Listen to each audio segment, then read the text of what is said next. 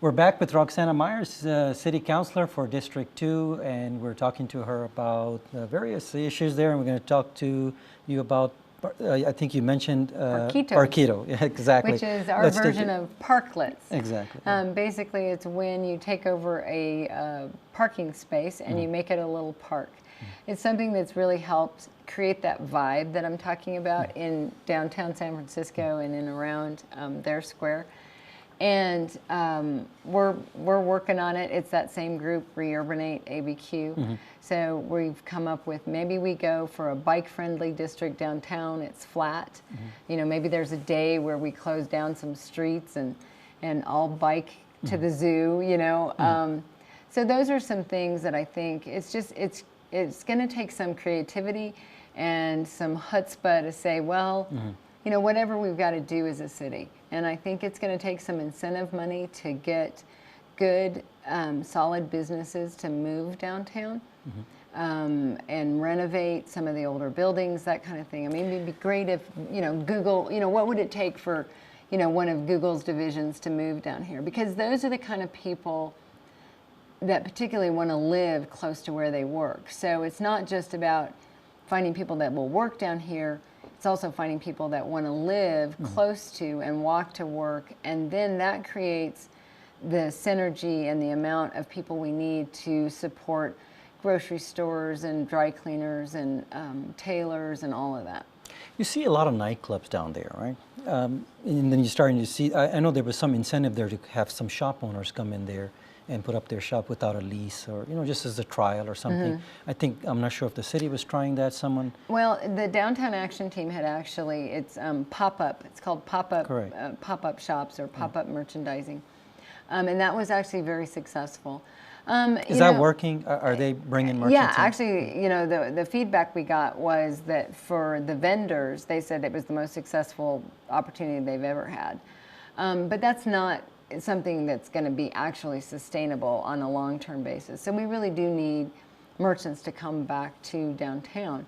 But you're going to have to incentivize them. I mean, lots of towns, if you look at whether it's Pittsburgh or whether it's Austin, you know, they've got closing funds where they'll, you know, do all sorts of things as a city to entice the right kind of business to move downtown. And whether you like it or not, that's the world that we live in right now, because we're competing with Oklahoma City. Correct. You know, they've got, I think it's $47 or $74 million.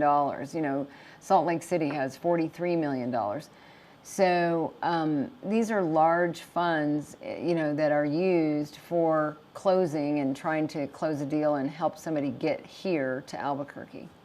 I think so, and you know, some of the revitalization program that the current mayor proposed, I think I like some of the stuff that he wanted to do, and I know there's always some opposition to whenever it doesn't matter who's proposing it. Fixing and revitalizing, I think, is an important thing. I think that always does help, if anything. You can't have a world-class city without a world-class downtown. I think so. And you're very, I mean, that's, you know, something that I've heard from so many people. They say, we got to fix downtown, you got to do something. And I think because my background, I grew my business from 10 people, I now have 33, 34. I think that background helps me understand, and I took us global. I know how to do those things, but you do have to think out of the box. And we can study other models and see which models are effective according to the size of the population. And it helps that exactly. You know, I've traveled quite a bit, you know. I think that's really helpful to see Portland and Seattle and San Francisco. How are these cities dealing with other kinds of things that we You grew up in Albuquerque, right? No, I actually grew up on the Navajo Reservation. I grew up in Window Rock, Arizona. My parents moved here when I was 3 months old, and when I was 3, my dad, who's a civil engineer, got a job offer with the Navajo tribe. So I lived on the Navajo from the time I was 3 till the time I was 12. What was that like? It was a pretty great. small town, right? I think that's where I get my imagination. So, you know, I grew up with some things that have served me well. Simplicity.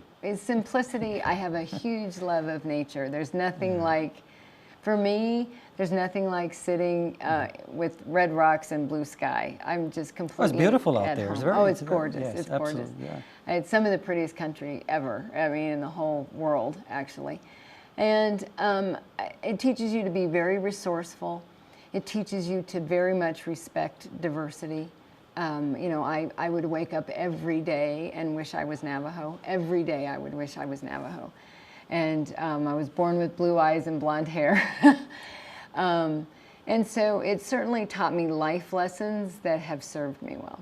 I had two instances. The other was when the reason we left on my 13th birthday, so I lived there right up until my 13th birthday, I was diagnosed with stage 3 Hodgkin's disease. And my dad was really at a point, unfortunately we didn't have the UNM Cancer Center that we have now, and my dad was at a point where he had to decide where to take me to get treatment. And he decided the University of Michigan and Mott's Children's Hospital had a state-of-the-art. So you're still going through treatment? Or? No, I was took 18 months of radiation and chemo, but I was stage 3, so it was fairly significant back then. And so that taught me tenacity, never give up. You can't really hurt me because I've already lived through something that's close to death. Or made you a lot stronger. Yeah, you know, that saying, what doesn't kill you makes you stronger. It makes you stronger. You go through some trials and tribulations in life.